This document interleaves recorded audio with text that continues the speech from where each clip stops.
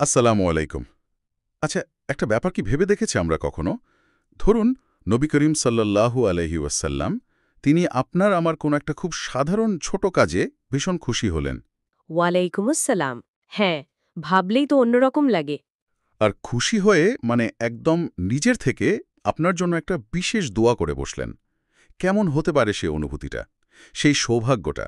নিঃসন্দেহে সেটা জীবনের সেরা পাওয়া হবে, আসলেই। আর আজ আমরা কিন্তু ঠিক এরকমই একটা ঘটনা নিয়ে কথা বলতে বসেছি। সহিহ বুখারীর ১৪৩ নম্বর হাদিস। ঠিক। যেখানে একজন খুবই বুদ্ধিমান একজন তরুণ সাহাবীর একটা ছোট্ট খেদমত, কিন্তু আন্তরিক ছিল কাজটা।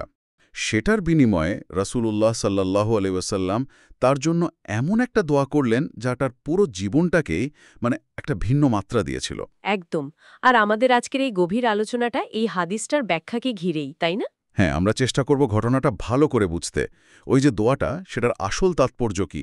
সেটার প্রভাব কতখানি ছিল? আর অবশ্যই আমাদের জন্য এখানে কি শিক্ষণীয় আছে সেটা খুঁজে বের করা। ঘটনাটার কেন্দ্রে যিনি আছেন, তিনি হযরত আব্দুল্লাহ ইবনু আব্বাস রাদিয়াল্লাহু আনহুমা, নবী সাল্লাল্লাহু আলাইহি ওয়াসাল্লামের আপন চাচাতো ভাই। আর খুবই অল্প বয়স থেকেই কিন্তু তার মেধা আর জ্ঞানের গভীরতা ছিল অসাধারণ। সবাই জানত সেটা। হাদিসে যেমনটা এসেছে, ঘটনাটা খুব সাধারণ। একদিন নবী সাল্লাল্লাহু আলাইহি ওয়াসাল্লাম শৌচাগারে গেলেন, আর ইবনু আব্বাস, তিনি তো কাছাকাছিই ছিলেন। কিশোর বয়স তখন তার। তিনি খেয়াল করলেন বিষয়টা, এবং একদম নিঃশব্দে, কেউ বলার আগেই নবী সাল্লাল্লাহু আলাইহি ওয়াসাল্লামের অজুর জন্য পানি তৈরি করে রেখে দিলেন। দেখুন, বাইরে থেকে দেখলে খুবই সাধারণ একটা কাজ। হুম।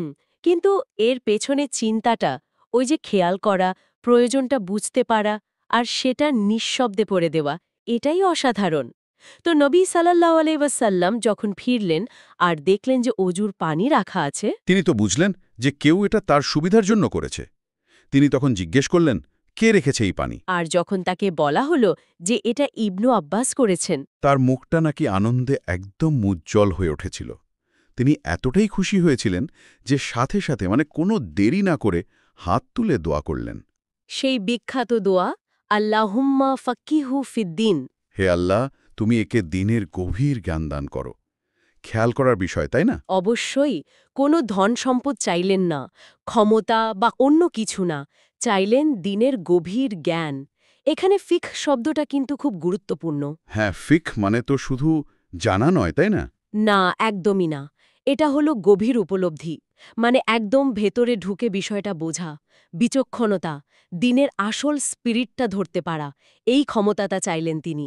আর সেই দোয়ার ফল, সে তো ইতিহাস। ইবনু আব্বাসকে আমরা পরে কি হিসেবে চিনি? হাবরুল উম্মা, মানে উম্মতের মহাজ্ঞানী, আর তর্জুমানুল কোরআন, কোরআনের শ্রেষ্ঠ ব্যাখ্যাকারক। তার জ্ঞানের আলোয় তো কত প্রজন্ম আলোকিত হয়েছে। এটা ভাবা যায়।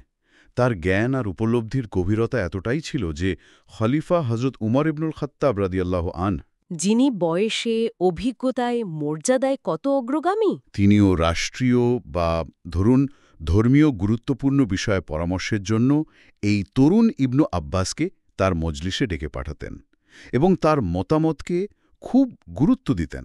এটা আসলেই একটা বিরাট ব্যাপার। একজন কিশোরের মতামত খলিফার কাছে এতটা মূল্যবান। এটা তো শুধু ইবনু আব্বাসের নিজের মেধা না। না, না, এটা স্পষ্টতই রাসূলুল্লাহ সাল্লাল্লাহু আলাইহি সাল্লামের ওই দোয়ার সরাসরি প্রভাব। ঠিক। আর এটাই আমাদের ওই প্রশ্নে নিয়ে যায়, কেন নবী সাল্লাল্লাহু আলাইহি সাল্লাম অন্য কিছু না চেয়ে জ্ঞানের দোয়া করলেন? তিনি তো অন্য অনেক কিছুই চাইতে পারতেন তার প্রিয় এই কিশোরের জন্য। কিন্তু তিনি চাইলেন সেটাই, যাকে আল্লাহ নিজেই বলেছেন সবচেয়ে বড় কল্যাণ। সূরা বাকারার ওই আয়াতটা ২৬৯ নম্বর আয়াত। হ্যাঁ, যেখানে আল্লাহ বলছেন, যাকে হেকমাহ দান করা হয়েছে, মানে প্রজ্ঞা আর গভীর জ্ঞান, তাকে মূলত বিপুল কল্যাণ দান করা হয়েছে। আসলে জ্ঞানই তো আসল সম্পদ। এটা তো কমে না, হারায় না, বরং বাড়ে এর মূল্য। মানে ইবনু আব্বাসের কাজটা বাহ্যিকভাবে ছোট ছিল, শুধু পানি এগিয়ে দেওয়া। কিন্তু এর ভেতরের ওই সম্মান, ভালোবাসা, অন্যের প্রয়োজন বোঝার যে আন্তরিক ইচ্ছা, আল্লাহর কাছে তো এই আন্তরিকতাই আসল। এখলাস। ছোট কাজও যদি এখলাসের সাথে হয়, সেটার ওজন কিন্তু অনেক। একদম। দ্বিতীয় যে বিষয়টা স্পষ্ট সেটা হলো জ্ঞানের শ্রেষ্ঠত্ব। নবীজি সাল্লাল্লাহু আলাইহি সাল্লাম এখানে একদম চোখে আঙুল দিয়ে দেখিয়ে দিলেন যে দুনিয়ার অন্য যে কোনো কিছুর চেয়ে দ্বীনের গভীর বুঝ, এই ফিকহ, এটা অনেক অনেক বেশি দামি। কারণ এই জ্ঞানটাই তো মানুষকে সঠিক পথ দেখায়, আল্লাহর কাছে নিয়ে যায়। এটা তো এমন আলো যা দুনিয়া আর আখেরাত দুটোকেই আলো দেয়। তৃতীয় যে পয়েন্টটা আমার কাছে খুব লাগে সেটা হলো দোয়ার শক্তি। মানে কতটা অবিশ্বাস্য হতে পারে এর ক্ষমতা। আল্লাহর একজন প্রিয় বান্দার মুখ থেকে আসা আন্তরিক দোয়া। কিভাবে একজনের জীবনকে পুরো বদলে দিতে পারে, ইবনু আব্বাস তার জীবন্ত প্রমাণ। আর চতুর্থ শিক্ষাটা হলো জ্ঞানী আসল উত্তরাধিকার। ওই যে হাদিসটা আছে না, হ্যাঁ, আল উলামাউ ওয়ারাসাতুল আম্বিয়া, আলেমগণ নবীদের উত্তরাধিকারী। নবীরা তো দিনার বা দিরহাম রেখে যান না। তারা রেখে যান এলম, জ্ঞান। তো যে সেই জ্ঞান অর্জন করল, সে তো আসলে নবুয়াতের উত্তরাধিকারী পেল। কত বড় পাওয়া! আমরা তো প্রতিদিন কত কিছুর জন্য দোয়া করি, তাই না? নিজের জন্য, ছেলেমেয়ের জন্য ভালো রেজাল্ট হোক, ভালো চাকরি হোক, সুস্থ থাকুক, বাড়ি হোক, গাড়ি হোক। এগুলো অবশ্যই দরকারি, চাইবো আমরা। কিন্তু আমরা কজন হাত তুলে এভাবে বলি, হে আল্লাহ, আমাকে দ্বীনের গভীর বুঝ দিন, বা আমার সন্তানকে দ্বীনের ফেকা দান করুন, তাকে প্রজ্ঞাবান করুন। এই হাদিসটা কিন্তু আমাদের সেদিকেই মনোযোগ আকর্ষণ করছে। আমাদের দোয়ার তালিকায় এই দোয়াটাকেও একদম উপরের দিকে রাখা উচিত। আল্লাহুম্মা ফাক্কিহনি ফিদ্দীন, নিজের জন্য। অথবা সন্তানের জন্য আল্লাহুম্মা ফাক্কিহু ফিদ্দীন। কারণ এই জ্ঞানটাই মানুষকে সত্যিকারের সাফল্য দেয়, সম্মান দেয়। তাহলে পুরো আলোচনার সারমর্ম এটাই দাঁড়াচ্ছে যে আল্লাহর সন্তুষ্টির জন্য করা খুব ছোট আন্তরিক কাজও কখনো বিফলে যায় না, বরং বিশাল প্রতিদান নিয়ে আসতে পারে।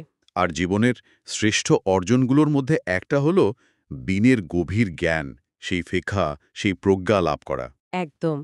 এই জ্ঞান তো শুধু ব্যক্তিকে না, সমাজকেও পাল্টে দেওয়ার ক্ষমতা রাখছে। আলোচনার একদম শেষে এসে একটা প্রশ্ন মনে ঘুরছে। আমরা যদি আমাদের প্রতিদিনের জীবনে, মানে শুধু নিয়ম মেনে ইবাদত করা বা দুনিয়াবি সাফল্যের পেছনে ছোটার পাশাপাশি এই দ্বীনের গভীর উপলব্ধি, ওই ফেকা অর্জনের জন্য যদি আরেকটু বেশি চেষ্টা করতাম। হ্যাঁ, তাহলে আমাদের চারপাশের দুনিয়াটাকে দেখার ভঙ্গি, আমাদের সিদ্ধান্ত নেয়া, আমাদের কাজকর্ম, এগুলোতে কি কোনো বড় ধরনের পরিবর্তন আসতো? কেমন হতো সেই পরিবর্তনটা? এটা আসলেই আমাদের সবার একটু একা একা ভেবে দেখার মতো বিষয়। আল্লাহ আমাদের সবাইকে দ্বীনের সঠিক আর গভীর বুঝদান করুন। আল্লাহুম্মা ফাক্কিহনা ফিদ্দীন। আমিন। আমিন।